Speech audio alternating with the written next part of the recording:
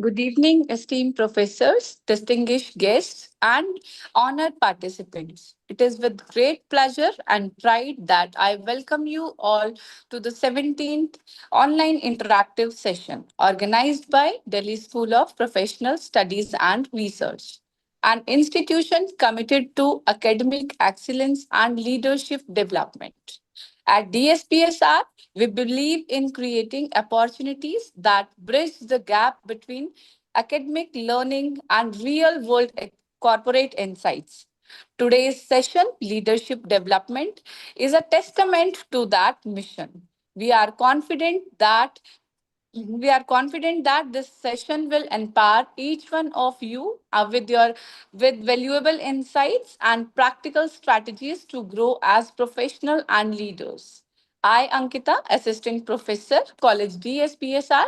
We are delighted to have Dr. Rajesh Patel as session speaker and Sri CM Khurana as moderator of the session, joining us today to share their insight and experiences. We welcome you, sir. Thank you. Thank you Thank very you. much for your Before, welcome. before moving forward, we shall proceed with lighting of virtual lamp, a traditional that symbolizes the dispelling of darkness and awakening of knowledge. May the light of learning continue to guide us on our path to growth and leadership. I request IT team to please play the video of lightning lamp.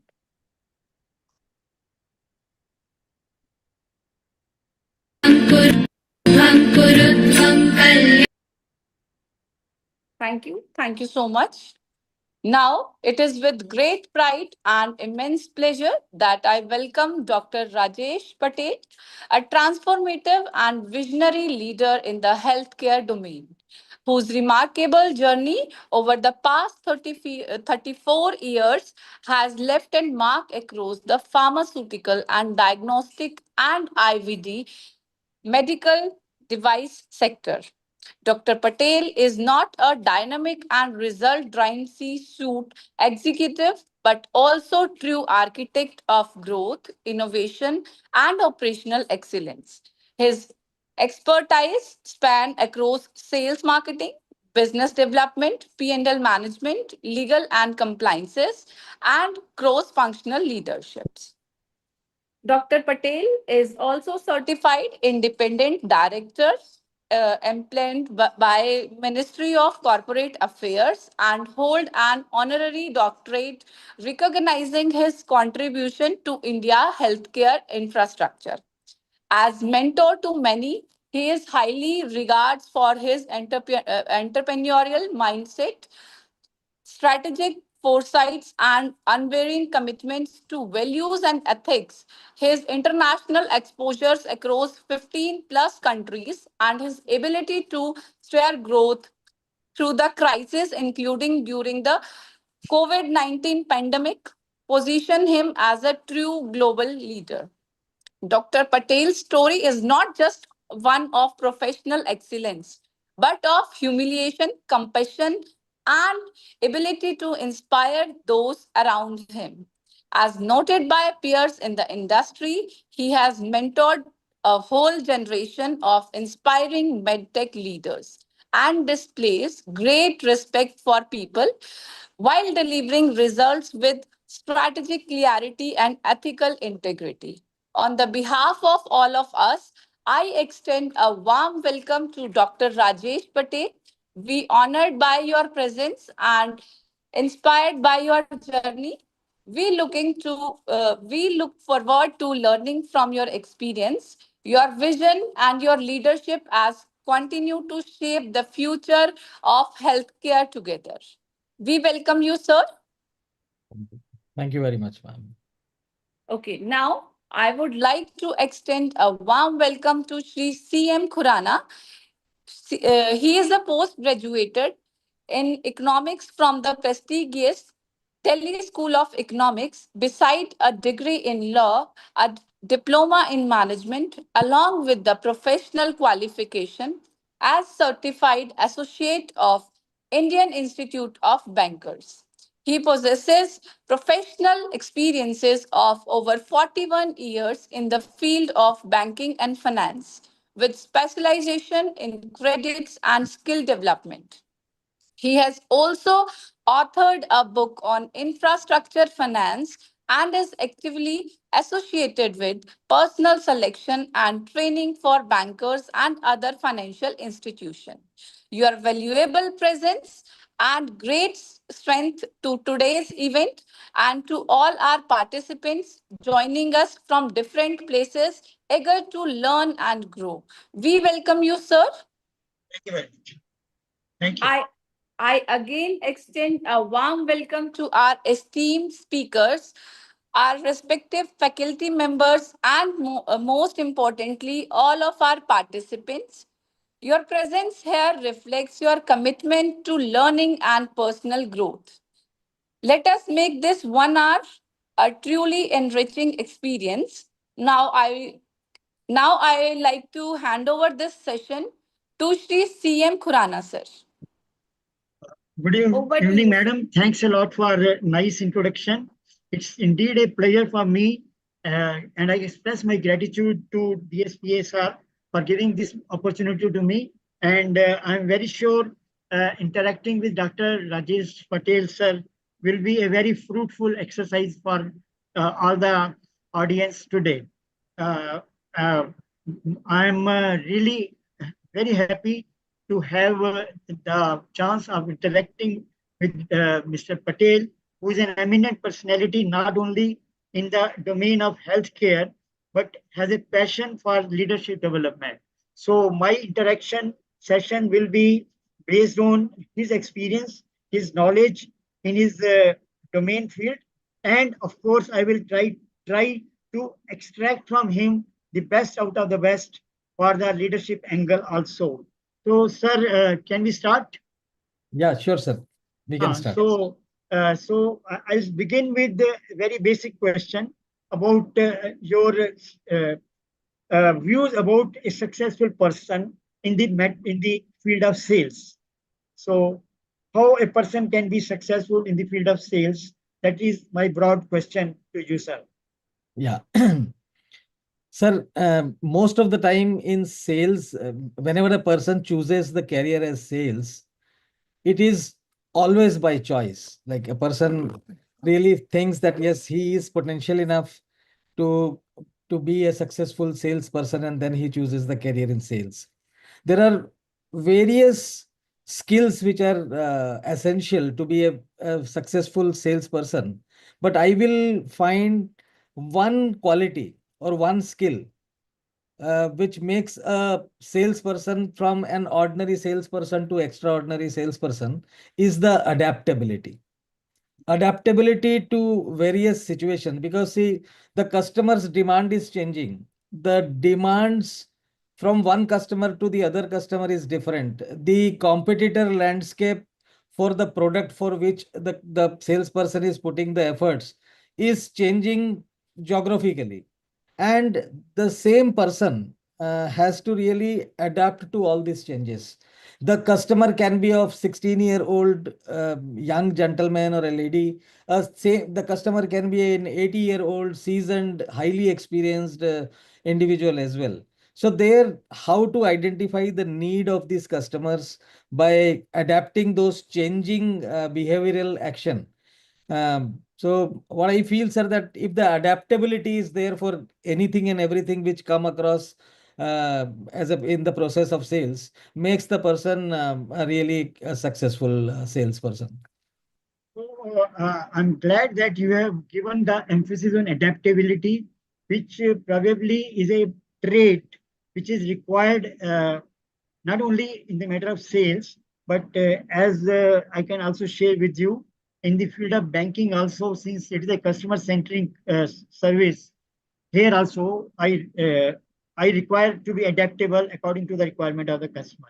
So, sir, next question to you is a slightly technical one. Uh, how do you approach sales in a highly technical or regulated sector like healthcare and diagnostics? Yeah.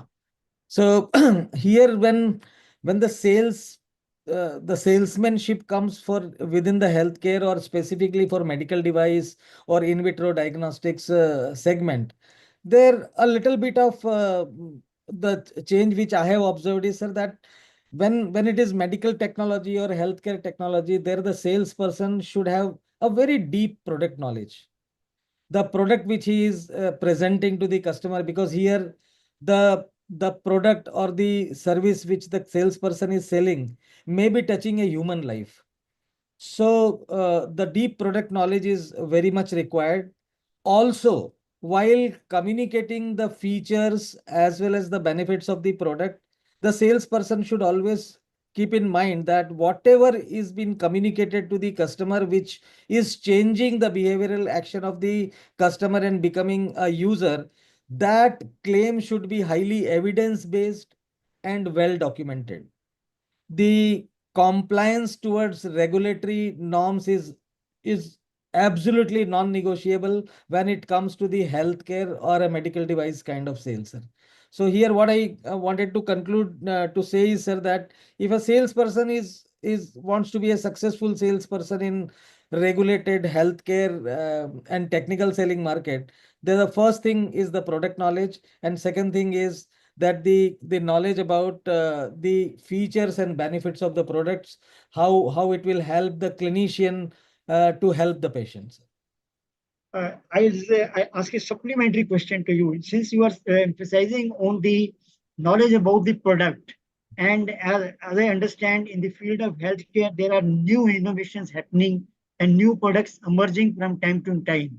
So, you mean to say that you have to be a learner throughout your life as far as this your success is concerned? Very rightly said, sir. And at your seniority, and we all have seen all the professionals, be it a doctor, be it a lawyer, or any kind of professional, all these people, they always have a lump of books available with them because they need to brush up their knowledge very frequently. At the same time, they should be well appraised about all those developments which are happening in this segment wherein they are practicing. So you are right, sir, that they should be continuously in In this touch. context, I want to be slightly more clear about who are your customers. Your customers are the doctors, the hospitals, or the government institutions. You are not interacting directly with a person like me. So your customer, who exactly is your customer, and how you are dealing with them. Yeah. Sir, I have all 34, 35 years of experience into healthcare segment, which is a mix of pharmaceutical as well as medical devices.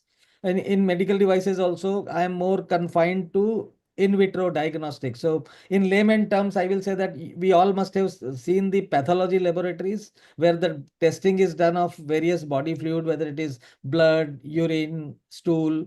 Like all these pathology laboratories, whether they are standalone laboratories, they are chain laboratories like Dr. Lal's Path Lab, Agilus, Metropolis, or they are the government-based laboratories like All India Institute of Medical Sciences or various district hospitals, PSCs, CSCs. So all are our customers, sir. So here our sales team, they go, they meet the decision makers, they show our product, they request the tendering authorities to put our product into the tenders with the specification which we want to we suggest, and then the sales process happens, sir. So now the next logical question will be, of course, it is a target-oriented job, and you have to achieve targets not only of sales but of profits also. So here I am asking you your personal view on how do you motivate underperforming sales team, and how to revive the declining particular region or geographical area. Perfect. Perfect. So, if we ask, if you are asking about a solution that how to handle the underperforming team or underperforming individual, so here, sir, one straight answer of mine is that there is no one size fits all kind of solution. every individual may have a different kind of requirement. It may be a capability issue of the individual. It may be a market potential issue which was wrongly analyzed, and a wrong target is set for that particular market. There may be a leadership vacuum. There is no one to really guide this individual who is working as a salesperson, or it may be just a low morale. Maybe this person was really a high performer, but was not time, but was not recognized at the right time. The timely reinforcement was never given to this high performer person, and slowly his morale becomes low, and he becomes a non-performer. So, sir, depending on the need, whether it's a capability need, whether it's a market potential need, whether it's a leadership vacuum need, or just a low moral need. So depending on the needs, are then we have to address, we have to really adopt that person, or that territory, and give the right kind of solution depending on like what is really becoming a roadblock for the performance. And like I'm damn sure that if the right way the non-performer or an average performer is dealt with, he turns very fast as a high performer, sir. So your emphasis on proper analysis of the problem is Yes. there. So that means you need to have a diagnostic machine there also. Yeah, I think So interaction is the best machine, sir. If we really interact with a person, because we humans are all driven by our emotions, sir. So once we interact with 10 minutes, 20 minutes, we will come to know that senior, that manager or superior will surely come to know where the roadblock is there. So, Dr. Patel, you are probably trying to indicate the relevance of the role of the leader here, who should be able to gauge the problem and then find the solution, isn't it? Yeah.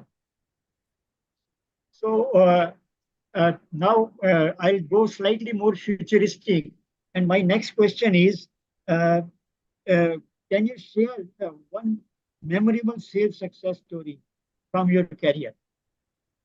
Sorry, your voice was little fumbled, sir. No, can you share one memorable success story from your career?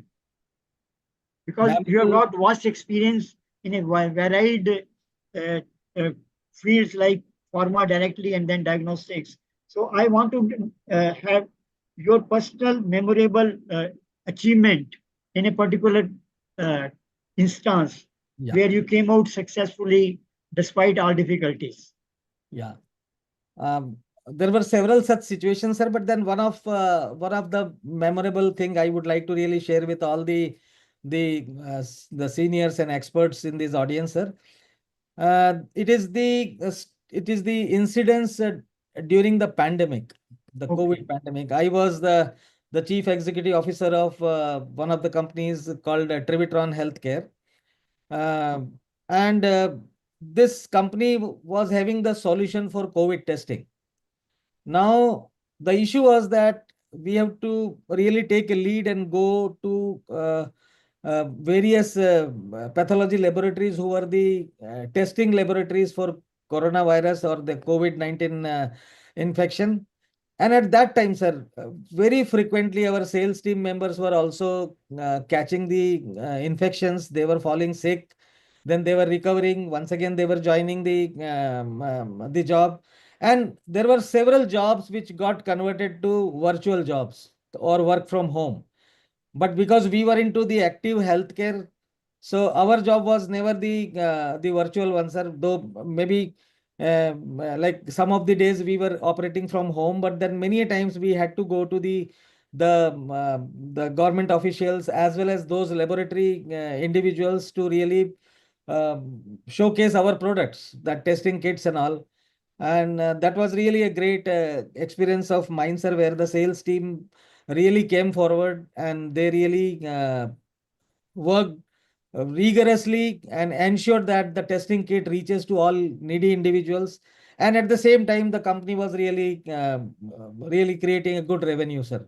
So that was in that year when this maximum COVID was there, 2021. Our company also did almost 10 times of the revenue which otherwise the company was generating. And at the same time, all those individuals who were directly or indirectly responsible for this growth, they were all benefited. The management was kind enough to really show their gratitude, and really a good incentive, good salary hikes were given to the team members, sir. So I'm really happy to know that you were instrumental in solving the issues with regard to the COVID, which each one of us faced. And it was, of course, a black swan, once in a century event. And there you were the contributor towards the society. So you should feel proud about it, and we are feeling proud about it. And I understand your services have been recognized by the government also. So, as a foot soldier, how were you feeling at that point of time? I'm really asking you that particular question because it was, I think, most challenging. It was a question of life and death for the people like you who were actually working at the ground level. So, to answer to your question, sir, I have a professional answer, which is slightly touched with the personal incidents also which happened, sir. Because during this COVID, I not I we all siblings, we lost our father, sir, Oh, really unfortunate. because of COVID. And But then I'm so proud that because of our presence, we were really able to reach to every nick and corner of the country, and our test kits were made available. So there were no trains running, there were no buses running. I had personally traveled from Bombay to Delhi by road, by personal cars, Bombay to Visakhapatnam to our factory by personal car, and it was really a proud feeling, sir, because we all got infection of COVID multiple times. We already developed the herd immunity. We were vaccinated all the time, in the first serial itself, sir. So we were well protected. The immunity was well developed within us. So we were not that worried. That for all of us who already suffered with COVID infection, COVID was not that fatal infection for us, sir. But yes, fear was there because one of the important family member we lost, sir. So and this virus was behaving very differently every fifth or sixth day. The newer strains of these viruses were getting generated. The newer versions of the RT-PCR kits were getting launched, covering that particular mutated new virus. But then it was really a great feeling, sir, to serve the human. so we really appreciate your efforts at that particular point of time. So now again, I'll ask you a slightly futuristic questions. How do you see the future of sales evolving in the next 5 years? Sir, again, your voice got little fumbled. How do you see the future of sales evolving in the next 5 years? Yeah, must say sales has already seen the transaction. Because I'm into sales for last 34 years. I've seen, sir, when I started my career in 1990 or 1988, that time the sales was quite manual sales. The within the organizations, the computer itself was the privilege of one or two very senior individuals. Now our every sales personnel carries a laptop along with them, and they show most of their the products brochure and all into the virtual format only, the soft copy format, where the improvised version of the audio visual can be really presented to the customer in times to come. And we have also seen earlier, when we used to prepare our daily report, we used to put 2 or 3 carbons and make multiple copies, send to 2 level 3 level bosses and all. Now everything is digitalized. The reporting has gone on CRM, the invoices have gone to ERPs, even the several analyzers, their outcome has become artificial intelligence based and all. So maybe more accurate outcome has come because of this development. So what I see, sir, in 5 years' time, sales will be more automated. It will be less individual dependent.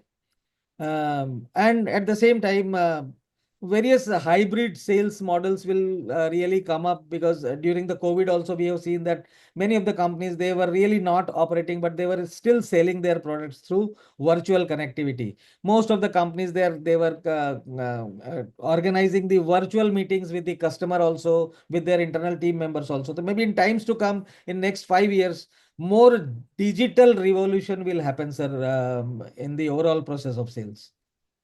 Uh, I'm really very happy to learn from you the futuristic scenario which you have told, and I'm sure the students and other participants in this session will certainly benefit out of it because probably they are future Dr. Rajesh Patels, and they should all emulate you and your success story. So now I'll now shift to the leadership questions because you have a passion for leadership development also. So my question is uh, simple, straight. How do you define leadership in today's ever-changing business environment? Yeah. Most of the time, sir, by a layman, the leadership is always wrongly defined. They consider the different level of hierarchy is the leadership, which I feel that hierarchical position is not the leadership. The leadership is all about how impactful you are or how much influencing you are. This influencing can be to your superior, this influencing can be your peer colleague, and this influencing can be the junior members of the team who are reporting to you. So maybe in a word, like the how the influence is getting created by the message of an individual really defines about the leadership. Leadership means the person who is listening should really automatically be driven to follow that particular person, and that is what is the leadership is, sir. Very well understood, sir. So the broader view which you have given about the leadership and the aspect of influencing others, I think in the matter of sales also you are influencing the customer. So that inherent element of leadership is always visible in all successful salesmen. So now my next question is particularly from the angle of the students who are participating in this session. So how do you identify and groom future leaders within your team or in your organization? Because we are all looking forward to become good leaders under your mentorship and under your guidance. The leadership characteristics are self-visible, sir. What I say that the future leaders, in some way or other way, they will surely reveal their this leadership capabilities, sir. Not just by talking big, but by taking initiatives in tough times, by stepping into a solution finding role in the difficult situation, and by showing the ownership of the problems. See, when the success is there, you will find several claimants of that success, sir. But when the failure is there, the actual leader will come forward and own that failure, will give that alternate way to overcome that failure, lead the team with the correct direction, and surpass or bypass that failure and bring that situation once again to a successful situation. Here, a lot of cross-functional responsibilities are there. So all the young generation who want to be the future leader, they must really learn, sir, how to interact with not only the sales team members, but how to interact with supply chain, how to interact with the production team, how to interact with the R&D people, how to interact with the marketing team who are developing the collaterals as well as the strategies. So cross-functional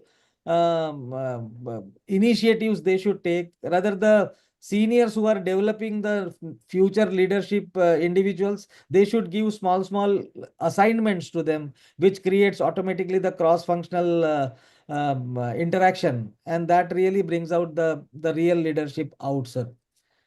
The structured mentorship should be given to these future leaders, sir, because they will be ultimately holding the industry whichever they represent, sir. So a very structured very structured this thing mentorship should be given to these people, and they should be given the opportunities. Maybe the smaller role, maybe role plays, they should be allowed to really behave like a leader. Some kind of freedom of decision should be given to them, and this is how the future leaders can be created, sir. Like I was helped like that, like this, by my seniors, and really I have learned a lot the way they had given me the freedom for learning the leadership skills, sir. So your emphasis on interpersonal skills and your emphasis on standing apart, taking responsibility, and being accountable. These are all traits which probably each one of us will have to imbibe to become a good leader, as suggested by you. And in this structured, you are talking about this structured mentorship. You mean to say that in the HR department, or or in some specific department, the mentorship should be taken as a part of the regular job? Are you talking about that? Yes, sir. It should be done like that. Maybe within the same department, some senior can become the mentor. Maybe a cross-functional, maybe some other, maybe a marketing head can really be a mentor to a person who is into sales. Like anybody who is strong in in a specific skill set can be a mentor to this future leadership person, sir. And after giving the mentorship, there should be they should really create a very transparent interaction. A feedback session should be there, a scheduled feedback session where the strengths of the individual should be highlighted, where the rooms of the rooms for the development of these individuals should be highlighted, and in a structured way, someone should really work on that on these individuals and convert them. All those room for developments are, or room for improvements are there they should be helped, and they should be really brought out of this their room for development situation, and those skills should be their strengths in times to come once the right mentorship is given to them, sir. So your emphasis on identification of the strengths of the individual is very well taken, sir. Uh, and I'm sure the listeners will be benefited out of it. My next question is again something similar to what I asked you about your personal experience. So here I'm asking you, uh, can you share a time when you had to revise your leadership strategy? You have already given a success story based on your hard work, your ground level efforts, and everything. Here I'm asking you from a leadership angle where you have to revise your leadership strategy due to unexpected change. Adaptability you have already emphasized in your opening remarks. So Correct. where did you actually show it, and where did you help? We will be grateful to you to share your experience in this matter. Correct. So again, many such situations are there, but one of the situation I would like to really highlight, sir. Um, when I joined this diagnostic segment, or in vitro diagnostic segment, after 16 years of my experience into pharmaceuticals, and in one of the companies, we were launching a fully automated biochemistry analyzer. So these analyzers are either semi-automated or fully automated. In semi-automated, some kind of maneuvering is required. In fully automated, less maneuvering is required and more work is done by the machine. So when this new machine we brought from China, on an OEM basis, and what happened that when we did the market feasibility studies, we thought that this will be an entry level fully automated analyzer. When we will keep it at this price, the customers will jump onto it, and we will really create a big sale into it. But when we launched this product, the success was not as much as what we thought of. Rather, initially, by considering a high success, we really created a huge inventory of that product also, which was really becoming a cash flow crunch kind of situation in the organization. And we had to once again really close the room and set for a revised strategy. What exactly happened, sir, that while positioning the product on entry level automation, we forgot that whether it is rightly priced also or not, whether the benefits which we are giving is really in commensuration to accept that price hike which we are really bringing that customer to take a decision. Because a semi-automated analyzer was costing say 75,000 rupees, and this machine was costing 3 lakh rupees or 4 lakh rupees. So it was a huge value in terms of the investment by a pathology laboratory. But against that, what they were getting was that fully automation. So automation in the sense, maybe they will save the cost of one or two manpower because of this fully automation. but then we really rightly positioned it. We made them more convincing that this fully automated analyzer, it consumes less of consumables, and hence they have a big saving in terms of the consumables also. And at the same time, the accuracy of the result will really give a different name to their labs. So, like creating this awareness to those laboratories who are depending or who are earning their bread and butter on semi-automated analyzer, and pushing them to use the fully automated analyzer. We really sold the benefit to them that the level of their lab will be enhanced like anything, because clinicians will start taking their reports like a report from a big laboratory like that, and maybe more samples will come to them. More clinicians will be sending their pathology work to them, and they will be earning more and more profit. And then when we change the strategy to this, then the product became acceptable, and then we really made that big success by selling this product, sir. So from this point, I'm learning is that mid course correction is not a bad thing at all. So mid course correction should be taken as early as possible. Yeah, And yeah. in this particular case, actually, you converted a challenge into an opportunity by rebranding your product, and the entire the scenario changed in favor of your sales because you rebranded the thing. Yeah. So the learning point for all of us here is that one needs to understand what is the issue and how it's to be handled.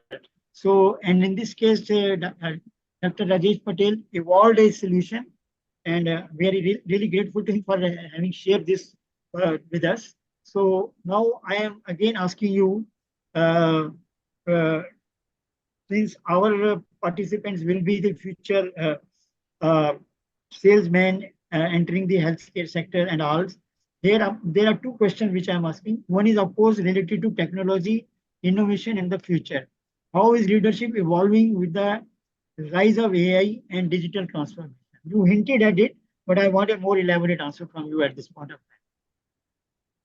The artificial intelligence surely is reshaping the business, sir, which we have eyewitness, but it is also reshaping the leadership.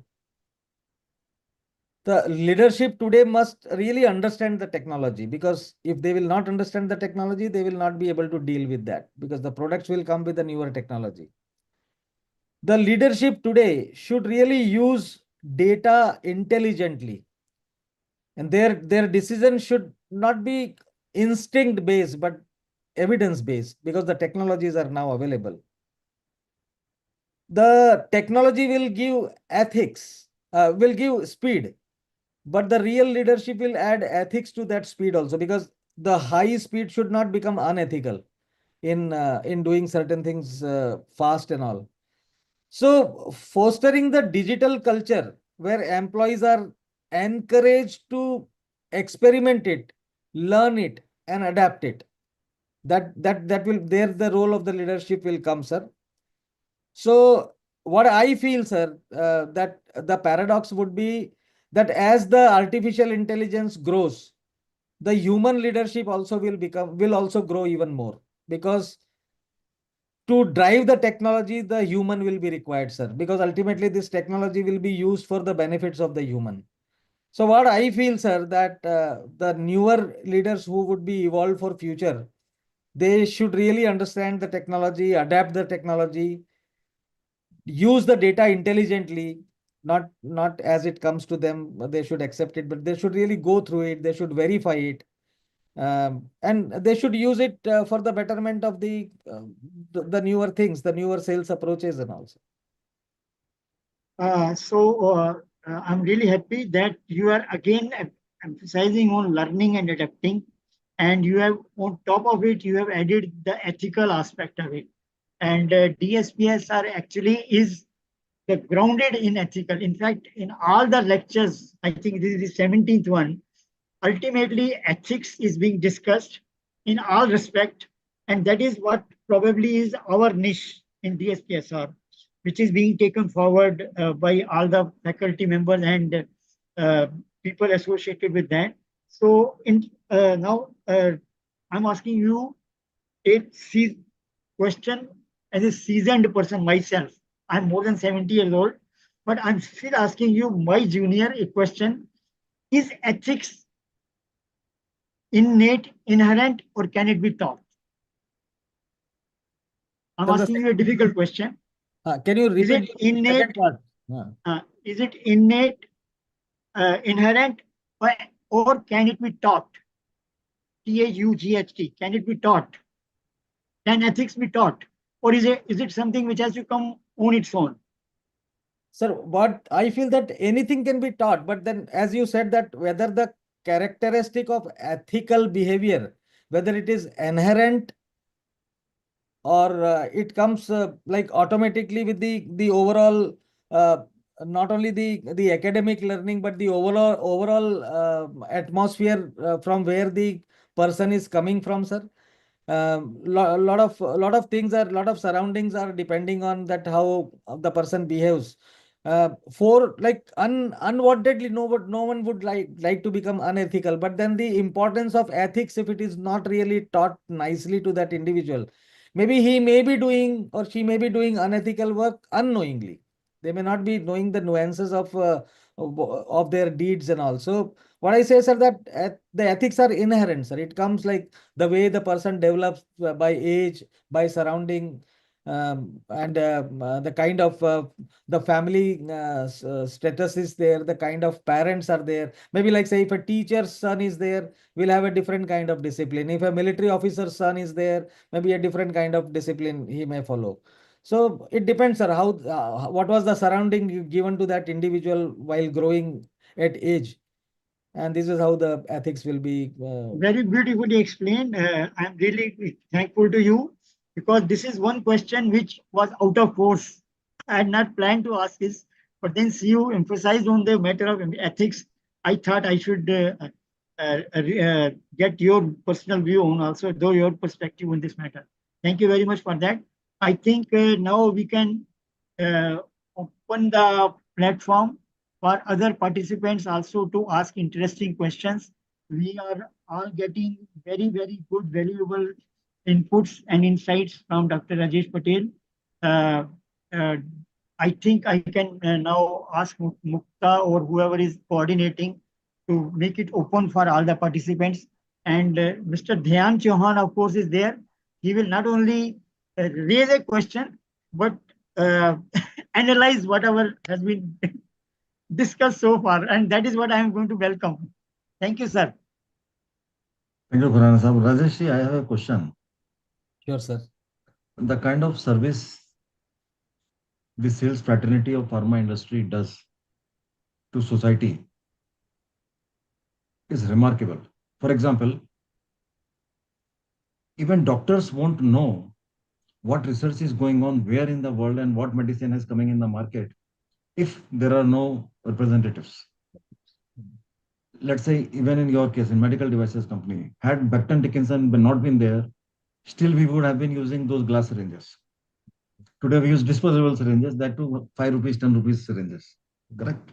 Yeah. But let us come to the academic side. A career in sales in pharma has lost its shine in business schools, even in graduate schools. They want to go for startups, they want to do this, they want to do that, they want YouTube likes, they want Instagram followers, etc., etc. This has shifted the whole landscape from once upon a time in 80s and 90s, A category talent entering at the time when you entered. It was a career. It used to be a career. Technology wasn't there. Entering the market and then making a mark like you are now a CEO and you started with Pfizer uh, as a medical representative. Correct. But today you are a CEO. You earn at least 100 times more than a doctor who is successful. But management students are not able to see it. Now, my question to you specifically in this context is, as a CEO of the organization, if you have to give it back to the society, that good students must join the industry and make a career in pharmaceutical industry and grow in their lives, also contribute to the society, and it both go simultaneously. Correct. How, if you have to drive it within DSPSR, let us say DSPSR as, for an example, I'm saying, it could be any institute, it could be any college, it could be any university. How would you do it? Yeah. So, uh, if I understand your question correctly, you mean to say that as the era has changed so much, the the the definition of success by the current generation is understood in a different way. Exactly. So, Exactly. yeah, correct.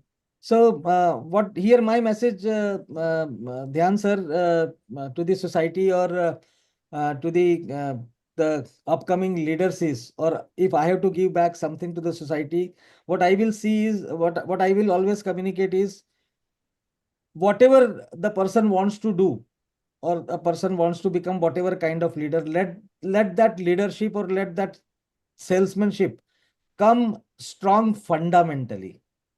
But means they should not do something shortcut for a shorter duration, or any kind of leadership should not be utilized by any individual as a step-gap arrangement kind of thing. So they, because what exactly happens that knowingly or unknowingly, all all the seniors or all the leaders are followed by the juniors. So they should really become so much impactful. Their impact should really bring a person from one level to the other level in the positive way for a longer run, not for a shorter run. So, what my message to the society as well as to the newer upcoming leaders is that do not go for short-term gains. Go for a very strong fundament, like foundation-based gains, which will last for years together. So this is what is my message. I do not know whether I could really address what you wanted me to address or not. No, If no, not, you understood perfectly. Do you go to campuses I as do an go to organization? You campuses. go. I'm the visiting faculty to IIM Bodh Gaya. I was also visiting faculty to Narsi Monji, Bombay. Nursing Homes, Bombay. Okay. Okay. No, I'm asking for recruitment. Do you go to campuses, Yes, or we you do. invite people from campus to your place for venue hiring or something like that, and take their interview and train them for the roles? No, we do. Maybe we help two of the institutes. One is IIM Bodh Gaya and second is IIM Jammu for their final year students for the dissertation, which is part of their curriculum. And Hmm. then maybe we also go to their campus and we take a few of the candidates for our utilities. Okay. Fair point. I'm done. Any more questions? I think I see on the chat box some questions. Uh, Dr. Mukta, can we take one by one? Yes, There sir. was there How was one do technical question, marketing I teams think. Uh, how Go do ahead, marketing Mukta. teams stay compliant with DPCO and LPPA price regulations? Can you repeat again, ma'am? How do marketing teams stay compliant with DPCO and LPPA price regulations? Yeah, yeah. So it is a drug price control order, which is DPCO, and NPPA is again a regulatory body which regulates the price of the product. Actually, these two these two government agencies, they came more into pictures when in initial days the multinational companies were really taking over most of the high-end sales or high-end technology driven products from their houses. The Indian companies were not as strong in the high-end, whether it is pharmaceutical formulations or whether it is testing and all. So what used to happen that if a patented product used to come to India, they were keeping like without any capping, the prices were put. So maybe if the Indian company is providing a product at say 4 rupees, a similar kind of product at 4 rupees, but because their technology is patented, they will try to sell it at 40 rupees to earn more profits and all. So this DPCO and NPPA price regulations came in picture.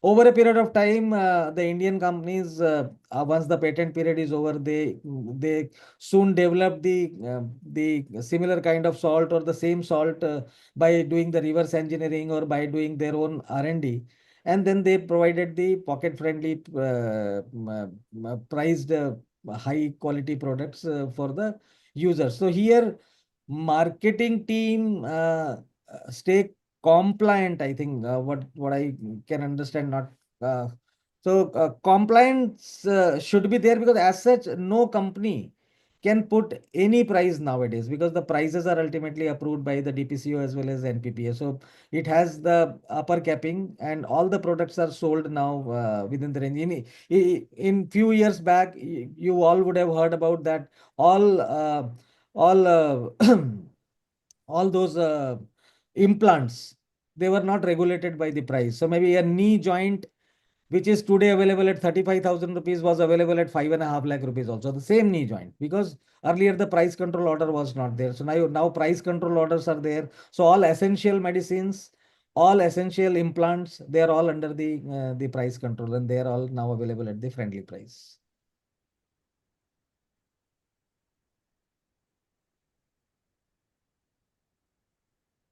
I can see one more question Some that, more questions? Yes, yes. yeah, How carry do on. you manage attrition control, people leaving the company? See, most of the time, people do not leave the company. People usually leave their bosses, the people who are controlling them. So, the best way to control attrition is to be a good human, to really take everybody's input with very high level of respect, to give respect to everybody's opinion in the team, and and uh, need based need-based mentorship and needs-based training should be there, so that the team member becomes once again at par with the other performers. So usually a person leaves the organization when the person is kept aloof. If he is working very well, and if it remains unnoticed, he may leave. If he is really doing a good job and nobody is clapping for it, he may lose. If he is doing good job, but he is also treated the same way as a non-performer is also treated, he may leave the job. So maybe we have to really take care of each individual as a good colleague, and the attrition can be managed. More questions, sir. When the questions of leadership arises, is it mainly encircled on decision-making capacity? No, surely not. That's why I said that leadership is not a hierarchy. Leadership is not a designation. Leadership is an impact. Leadership is like how your message can change the ideology of the other person. That is the leadership. So it has nothing to do with the decision making capacity. Um, मुझे cell लगता है one more question. हाँ One more question. What is the impact of telecalling and e-detailing on pharma sales? It depends, like what kind of platform is chosen for telecalling or detailing, or what is the purpose of telecalling or e-detailing. These are all the newer generation, the new technology ways of keeping the contact alive with the customer. So if just a feedback is to be taken for a product, like say if somebody is using a particular mobile phone, and maybe the same company gives a call after registering the sales after 15 days, that how is your experience? Are you satisfied with the use? Are you finding the battery proper or not? So such e-calling are very good. But then if some deep meaning is to be communicated, their e-calling may not work. Maybe there we have to meet really one-on-one. Maybe we have to support our claim, or whatever the message we want to communicate with several other documents, and there the telecalling may not work as effective as maybe physical face-to-face meeting. So it depends what is the purpose of telecalling and e-detailing. But yes, both are the successful processes. Okay, sir. Okay, sir. So it is related to the previous Mukta, question. Yes, sir. Yes, sir. So is there any other question in the chat box? the last one, the last one, Uh, and this is related to the previous one. And when the decision backfires, how well it can be handled in the front of management. So, see, when if any decision which is wrongly taken and it backfires in the sense what I understand that it has not given the end result as it was expected out of it, right? So it is always good to accept it, sit once again on that, like what went wrong, and the corrective action can be taken, and once again those corrective actions are implemented, and the situation can be changed. So, in front of management, one should really come forward and accept those. If any change of strategy is required when the outcome backfires. One should willingly be part of that change and change it and feel proud about it. I think Mukta, there is one more question on push and pull. Uh, Just read that. sir. Last question from Chauhan, sir. How would you, as a CEO, take care of push-pull force, which is reality in 2025? For example, push is company taking product to customer. Pull is someone marketing digitally something, and customer himself runs for it. Today's reality. So as we see that for every sale, every kind of sale, especially the area from where I am coming to, the medical device as well as healthcare, the pull and push both works. And nothing happens without push and nothing happens without pull. Pull is like we have to really uh, push is like we have to really ensure that yes, this is the number which we have to meet. Pull is we have to do all those actions which will bring sales as a end product, as a end result, and ultimately we meet that particular number what is decided well in the beginning. So pull and push, they are like counterpart. Without each other the sales process is not complete, and both are good. Uh, One more question I have. Uh, I think government is spending almost 1 lakh crore in their budget on healthcare. So what is your personal advice as an expert? Where we are lacking, we are still not having the best of the health. We are still not having the our uh, life expectancy is much less than so many other countries. So where do you think the government should do something better or more focused for the healthcare? Yeah. Sir, my personal experience as a senior member of this healthcare fraternity, because I'm part of several advisory boards also, sir. So government has done a lot in last, I will say, nearly a decade. Lot of new medical technology, this thing lands have come up wherein the Indian manufacturers, they can put up their manufacturing facilities. There are several medical device parks are created in Andhra Pradesh, in Uttar Pradesh, wherein like Indian manufacturers, they can really put up their R&D as well as manufacturing facilities. The government is giving a lot of subsidies in for setting up of the machineries, for creation of those infrastructure for manufacturing and all. So what I will say that government has done a lot. Maybe more of productivity linked incentives for Indian R&D and Indian manufacturers, the government should think of, especially on the areas where the disease burden is there. Like say today, India is having the highest population of diabetics in the world. So we are the diabetic capital of the world. Maybe a lot of cervical cancers are happening in India. So you must have seen that even it is in the government manifesto also to really. So now every girl above 8 years of the age is screened for cervical cancer, whether the probability of cervical cancer is there or not. So these are few good initiative which the government has taken for last 27 years. Amitabh Bachchan is advertising that polio-free India, do boond zindagi ki. And today we see that there is no polio available in India. I 25 years back, every family was having one or other member, a small kid who was limping or who was not having the proper walk or proper talk, or so some kind of deformities were there and all, and it is totally eradicated now. Our Prime Minister Shri Modi ji, he wants India as a TB free.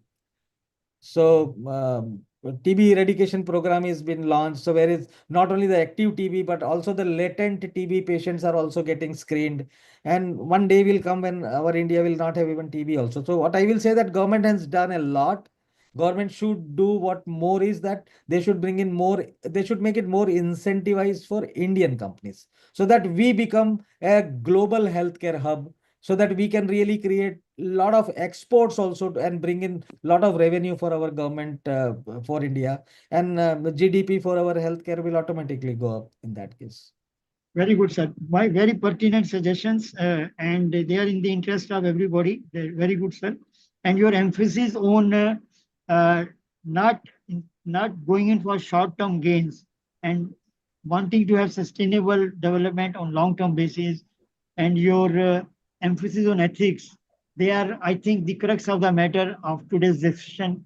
I feel each one of us has benefited out of it. There are still 42, 43 participants, which means that people are really keen to learn from you and they have learned a lot. And from my side, it's over. Thanks a lot. And now, Mukta, you can take over. Ritama, Yes, can ma'am. you take over the session? Yeah. Yes. Thank you, sir. Thank you for sharing your knowledgeable thoughts with us. Now I request Miss Ishita to please deliver vote of thanks. Thank you, ma'am. Am I audible? Yes. Yes. Yes, ma'am, you are Yeah, audible. thank you. Thank you, ma'am. Good evening, everyone. As we draw the official conclusion of this insightful and enriching online interactive session, I would like to take a moment to express our heartfelt gratitude. First and foremost, our deepest thanks go to our esteemed speaker, Dr. Rajesh Patel, sir, a corporate mentor. Your valuable insights and thought-provoking perspective have significantly contributed to the success of this event and offered us much to reflect upon. A special note of appreciation to, to CCM Khurana sir for moderating the session with such active engagement and thoughtful presence. Your guidance helped maintain a smooth and engaging throughout. A warm thanks to our dedicated organizing committee for their consistent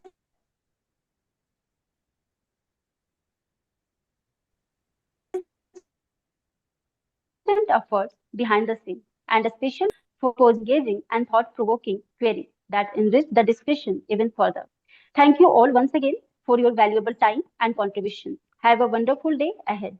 Thank you all. My personal thanks, Dr. Rajesh.